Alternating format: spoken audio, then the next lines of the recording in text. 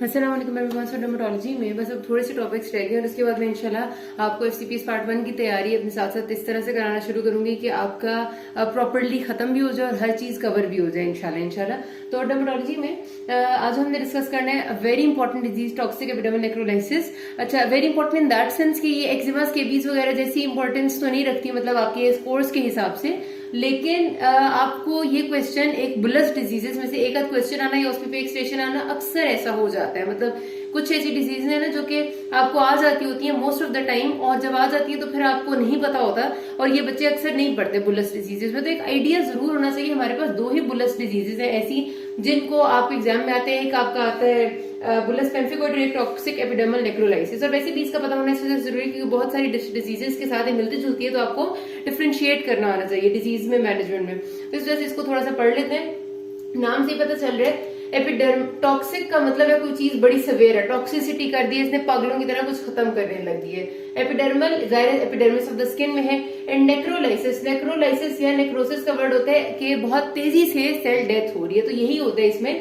ये बेसिकली एक emergency condition होती है जिसमें आपकी पूरी बॉडी की skin plus mucosa, mucocutaneous involvement होती है इसमें, ठीक है। Skin plus mucosa of the body और mucocutaneous of the whole, mucocutaneous area of the whole body is involved in having severe किस्म के बुल्ले, एंड देन अगर आप ट्रीट ना किया जाए तो it can result in death of the patient. तो ये हाईली ब्लिस्टरिंग एक आपकी toxic epidermal basically a bullous disease which is affecting skin and mucosa of the patient resulting in death of the patient, ठीक है।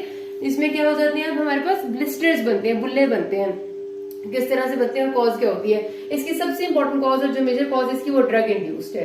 कौन सी drugs? खास तौर पे जो आपकी ड्रग्स करती हैं वो आपने नाम याद रखने के आपके पास कई दफा आते हैं। What are the causative drugs? या enlist 5 causative drugs of 10 stands for toxic epidermal necrolysis ना। तो आपको ये बात याद रखनी है कि कौन से 5 ग्रुप ऑफ ड्रग्स हैं जो कॉज कर सकते हैं, जिसमें आ जाते हैं सबसे पहले एंटी कन्वल्सेंट्स, ठीक है। एंटी कन्वल्सेंट्स में हम देते हैं जो कि एपीवॉल देते हैं, सोडियम वैल्प्रोएट होता है, उसके अलावा टेग्राल देते हैं। तो ये जो ड्रग्स है ना ये आपकी आ जाती हैं एक तरह से, ठीक है।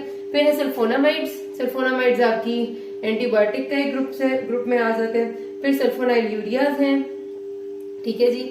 उसके बाद आपकी नॉर्मल जो हम सबसे कॉमनली यूज करते हैं वो एनसेड्स हैं, हर रोजमर्रा में इस्तेमाल होती हैं आपकी एनसेड्स। ये 5वां ग्रुप है। फिर आपके कुछ उसमें आ जाती हैं ये यूरिक जो आप देते हैं जब यूरिक एसिड ज्यादा हो जाता है, एलोपिरेनॉल उसमें देते हैं गाउट वगैरह की ट्रीटमेंट में। एंड देन जो आपकी ड्रग उसके लिए होती है कैंसर के लिए एंटी रेट्रोवायरल थेरेपी, HIV के लिए खासतौर पर एंटी रेट्रोवायरल थेरेपी, ये ठीक है। ये 6 ग्रुप्स हैं, इनमें से कोई 5 याद कर लें। खास तौर पे नहीं जो भूलना ना, जिसके साथ अक्सर सिनेरियो एसोसिएटेड आ जाते हैं वो एनसेड्स एंड एंटी कन्वल्सेंट्स, इनके साथ एसोसिएटेड सिनेरियो बहुत ज्यादा आता है। तो ये याद रखना कि ये पॉजिटिव एजेंट है। ये क्यों कॉज कर देती है? मतलब ये कुछ लोगों में रिएक्शन कर देती है जब बॉडी के अंदर एंटर होती है, और जब ये रिएक्शन कॉज करती है तो उसके रिजल्ट में इसकी बहुत डिटेल पैथोजेनेसिस में जाने की जरूरत है, बिकॉज इससे पैथोजेनेसिस बिल्कुल नहीं आती। इसकी वही चीजें करें जो मैं बता रही हूँ। उसके रिजल्ट में क्या होता है कि आपकी बॉडी में जो स्किन और म्यूकोजा में जो एपिडर्मिस और डर्मिस का एरिया, वहां पर ब्लिस्टरिंग स्टार्ट होने लग जाती है, मतलब बुल्ले बनने लग जाते हैं, वहां फ्लूइड कलेक्शन होने लग जाती है और उसके ऊपर स्किन बहुत थिन हो जाती है, ठीक है जी। तो क्लिनिकल फीचर्स कैसे होते हैं कि ड्रग लेने के 1 से 4 वीक्स के बाद आ सकते हैं, किसी को 1 हफ्ते बाद, किसी को 3 हफ्ते, किसी को 4 हफ्ते बाद भी सिम्टम्स आ सकते हैं। पेशेंट को तेज बुखार होता है और बहुत तबीयत खराब, जिस्म में दर्द, मतलब फील होता है कि सख्त बीमार हो जाता है जैसे बंदा ना, लेकिन कोई और कॉज नहीं होती। स्किन में किसी खास एक एरिया में या 2-4 डिफरेंट एरियाज में भी रेडनेस आना शुरू हो जाती है, और रेडनेस के साथ साथ वहां पर आहिस्ता आहिस्ता से ब्लिस्टर्स यानी कि पानी से भरे हुए छाले बनने लग जाते हैं, ठीक है जी। फिर क्या होता है, आहिस्ता आहिस्ता वो छाले बड़े होते जाते हैं, मतलब एक छाला इधर बना, एक छाला हम समझते हैं ना पानी से भरा हुआ दाना जो स्किन पे बनता है, ये छाले सारे एक दूसरे से बड़े होते जाते हैं और जुड़ते जाते हैं, और जुड़ के एक बड़ा सा बुल्ला बना देते हैं। और इस तरह ये पूरी बॉडी में, इवन मुंह के अंदर म्यूकोजा में भी ये इस तरह के बुल्ले बड़े बड़े बन जाते हैं। And if untreated they can cause severe death of the patient, मतलब इतनी बुरी हालत में क्या आपकी सोच है। अच्छा, निकोल्स्की साइन किसको कहते हैं?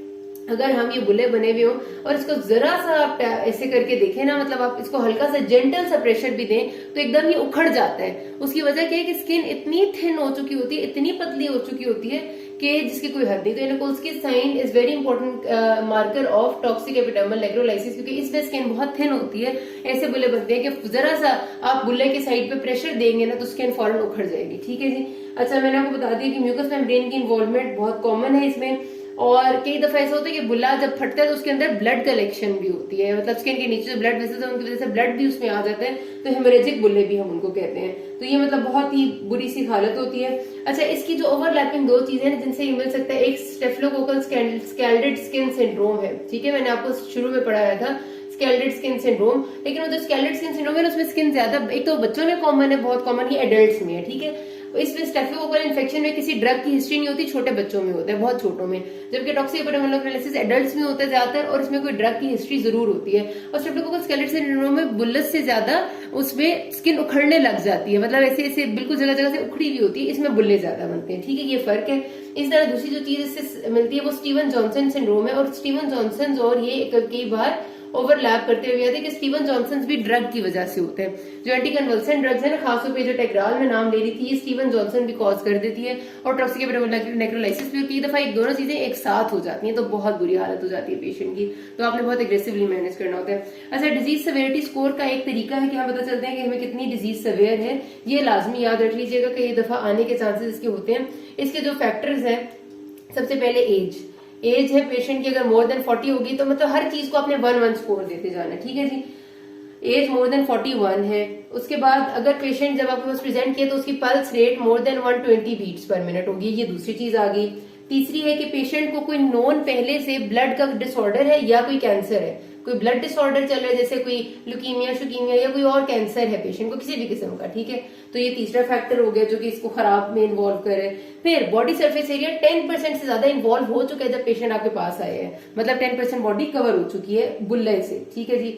उसके बाद जब अपने इन्वेस्टिगेशन कराएं तो उसमें यूरिया जो पेशेंट का आएगा वो मोर देन 28 मिलीग्राम पर डेसीलीटर, मतलब यूरिया के लेवल बढ़ता जा रहा है बॉडी में, ठीक है, 28, इसका मतलब ये है कि आपके सिस्टम्स खराबी की तरफ जा रहे हैं। इसी तरह जब आपने बाइकार्बोनेट करवाना है, बाइकार्बोनेट के लेवल्स, तो वो भी more than less than, bicarb तो खत्म होता जाता है ना, लेस देन 20 मिलीमोल्स पर लीटर हो जाएंगे, ठीक है, ये भी एक एयर सेवेरिटी और खराब होने का इंडिकेटर है। और जो ब्लड ग्लूकोज है वो बढ़ जाती है, ग्लूकोज इसमें मोर देन 252 मिलीग्राम पर डेसीलीटर, अभी कितने हो गए 1 2 3 4 5 6 7 ये टोटल हो गए। अगर इसमें से कहते हैं कि 0 से 1 यानी कोई ना हो या एक फैक्टर प्रेजेंट हो तो मोर्टेलिटी रेट 3% है, अगर 2 फैक्टर हो तो 12% है। ये आप याद करें या ना करें, फैक्टर्स के नाम जरूर, 3% है, ठीक है, 2 या मैंने आपको बताया कि 2 फैक्टर होंगे तो 12% है, 3 होंगे तो 35% है, 4 होंगे तो 58% है, और 5-6 उससे ज्यादा होंगे तो 90% मोर्टेलिटी रेट है। इस तरह मोर्टेलिटी रेट असेस करते हैं। ये कभी कभार मुश्किल सवाल आपसे पूछे ना तो ये बात आपसे पूछ लेते हैं, तो सिर्फ याद रखने की हद तक है, इसको रट्टे ही मारा जा सकते हैं, तो बहुत आसान, एटलीस्ट ये 5-6-7 पॉइंट जरूर याद कर लें, चाहे मोर्टेलिटी रेट याद होना हो, इतना याद कर लें कि 5 से ज्यादा हो गए तो 90% मोर्टेलिटी रेट है, और 1 हुआ तो 3% है, ठीक है। ये 2 मैक्सिमम और मिनिमम वाली डोज याद रखें।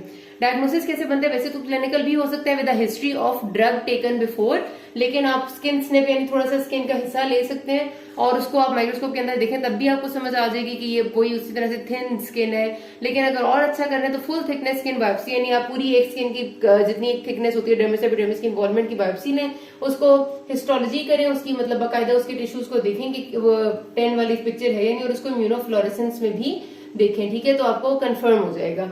ट्रीटमेंट में क्या है, ट्रीटमेंट जिसकी मेजरली रहती है वो है कि आपकी जो पॉजिटिव ड्रग है उसको फौरी तौर पर डिसकंटिन्यू किया जाए, और उसका कोई एंटीडोट है तो वो दिया जाए। उसके अलावा पेशेंट हर सूरत में इंटेंसिव केयर यूनिट में दाखिल होगा। इसमें सिंपल डर्मेटोलॉजी का ऐसा वार्ड जहां पर मरीजों को इतना ज्यादा नहीं देखा जाता, वहां पर ये मरीज नहीं रह सकते, इसको इंटेंसिव केयर की जरूरत है। और सारी ट्रीटमेंट अब जो उस कंडीशन को ठीक करने के लिए वो सपोर्टिव है। हर रोज पेशेंट के सारे जो एरियाज हैं जहां पर स्किन में डेवलप हो चुके वहां साफ सुथरा किया जाए, उनकी स्टीराइल ड्रेसिंग्स की जाएंगी, ठीक है। उन सब एरियाज पे इमोलिएंट्स अप्लाई किए जाए ताकि स्किन आहिस्ता आहिस्ता करके वो उतर जाए, क्योंकि डेफिनेटली वो स्किन में उतर रहा है, तो वो आहिस्ता आहिस्ता करके उतरे, पेशेंट का फ्लूइड बैलेंस बहुत ज्यादा खराब ना हो। फ्लूइड बैलेंस का बहुत ख्याल रखना है, पेशेंट के वाटर एंड इलेक्ट्रोलाइट्स की रिप्लेसमेंट जरूरी है। जो यहाँ पर पेशेंट्स की डेथ होती है सबसे ज्यादा 10 में, वो फ्लूइड बैलेंस खराब होने की वजह से, इलेक्ट्रोलाइट्स लॉस हो रहे होते हैं, स्किन अपना फंक्शन नहीं कर रही, वाटर लॉस हो रहे, पेशेंट डेथ हो जाता है। And definitely it is a very immuno compromise state, तो इन्फेक्शन होने का खतरा बहुत ज्यादा है। तो साथ साथ अगर इन्फेक्शन है तो उसको स्क्रीन करके उसे ट्रीट करना है। ये जहन में रखना है कि सिर्फ स्किन और म्यूकोजा नहीं, आपकी आंखें और यूरिथ्रा भी इसमें अक्सर इन्वॉल्व हो जाते हैं, और उनके रिजल्ट में उनकी परमानेंट स्कारिंग भी हो जाती है, इसलिए उसमें भी आपने शुरू से ध्यान रखना है। और अगर कहीं पर उनके लगता है आपको इन्वॉल्वमेंट होने वाली तो आपने पहले से उसको डील करना स्टार्ट कर देना है। और कोई ड्रग्स की जहां तक बात की जाए कि आप ग्लूकोकॉर्टिकॉइड्स दें या इम्यूनोग्लोबुलिन्स दें, तो वो अभी तक उनकी सेफ्टी या उनकी एफिकेसी इसमें प्रूव नहीं हुई। ठीक है जी, तो यहाँ पर बस खत्म करते हैं। किसी कोई मसला हो can ask me. Thank you.